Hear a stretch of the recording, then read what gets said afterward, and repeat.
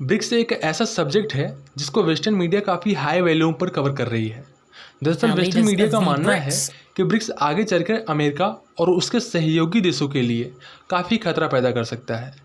और या फिर इसे इस तरीके से भी देख सकते हैं कि ब्रिक्स एक ऐसा संगठन है जो कि नया वर्ल्ड ऑर्डर क्रिएट कर रहा है।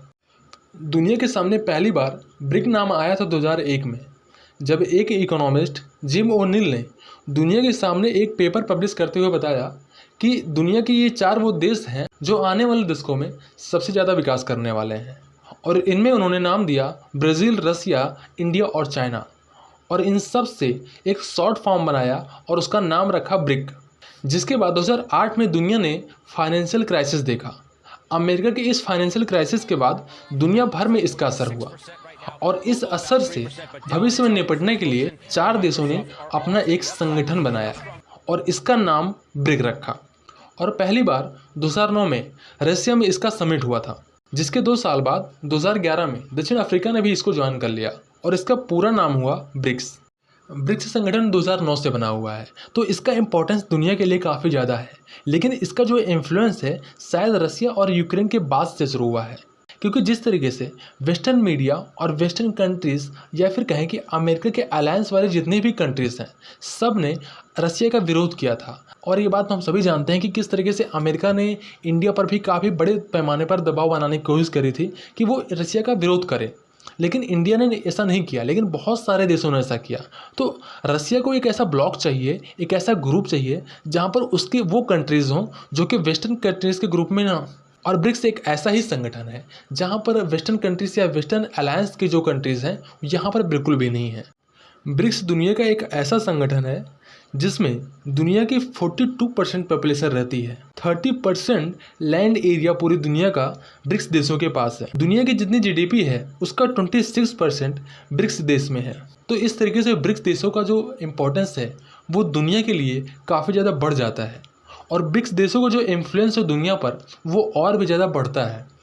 इसके साथ ही बहुत सारे ऐसे देश हैं जो कि ब्रिक्स देश में ज्वाइन करना चाहते हैं, ब्रिक्स में शामिल होना चाहते हैं। और इन देशों की जो लिस्ट है वो 40 से ज़्यादा है और इनमें अफ्रीका के आधे से ज़्यादा देश इंटरेस्टेड हैं ब्रिक्स ज्वाइन करने में। और ये वो आंकड़े हैं जिससे कि अमेरिका और उसके अलायंस देशों को काफ़ी ज़्यादा डर लगता है या फिर इससे प्रभावित होने का खतरा है। वेस्टर्न मीडिया ब्रिक्स की कमज़ोरियों के बारे में भी बताते हैं।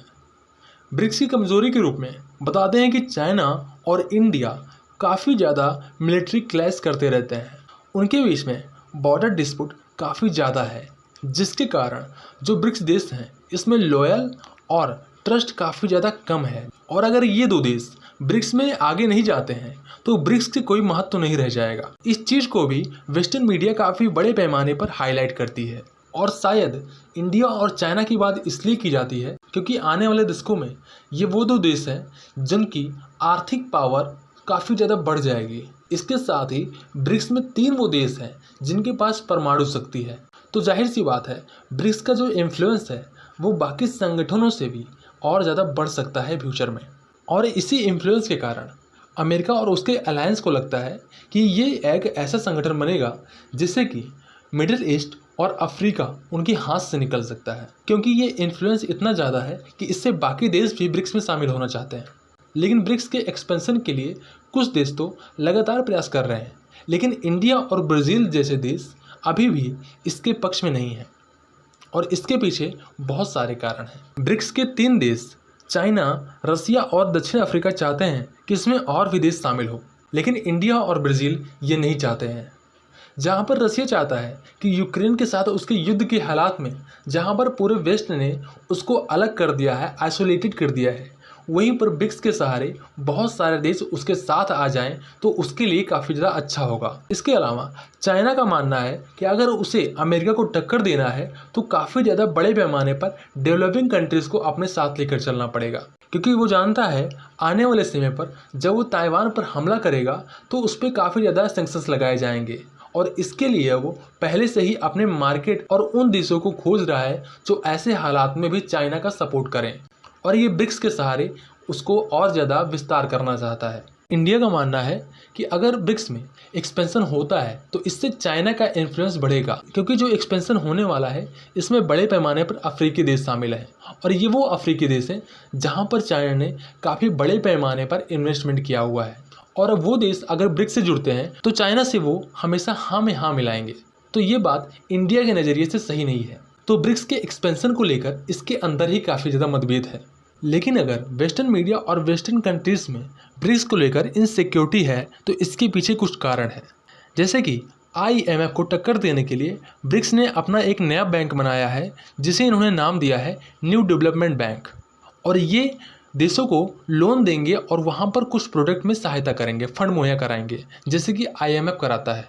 इसके अलावा ब्रिक्स देश आपस में बात कर रहे हैं कि वो एक नई करेंसी लाएं जिससे कि वो आपस में ही ट्रेड कर सकें। और ऐसा किस लिए है ये हम सभी जानते हैं। ऐसा हो रहा है डॉलर के डी डॉलराइजेशन के कारण, क्योंकि डॉलर का जो डोमिनेंस है दुनिया पर वो कम किया जा सके। जैसे कि आज का 80% जो दुनिया में इन्वेस्टमेंट होता है, ट्रेड होता है, इंटरनेशनल ट्रांजैक्शन होता है, वो डॉलर में ही किया जाता है।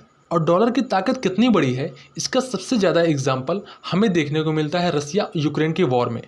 जब अमेरिका ने पूरे तरीके से रसिया पर प्रतिबंध लगा दिया कि वो किसी भी देश के साथ डॉलर में ट्रांजैक्शन नहीं कर सकता, और इस घटना के बाद रसिया का पूरा व्यापार ठप हो गया। तो अगर ब्रिक्स देश अपनी एक करेंसी लाती हैं तो इसे सीधे तौर पर अमेरिका को एक चुनौती माना जा सकता है।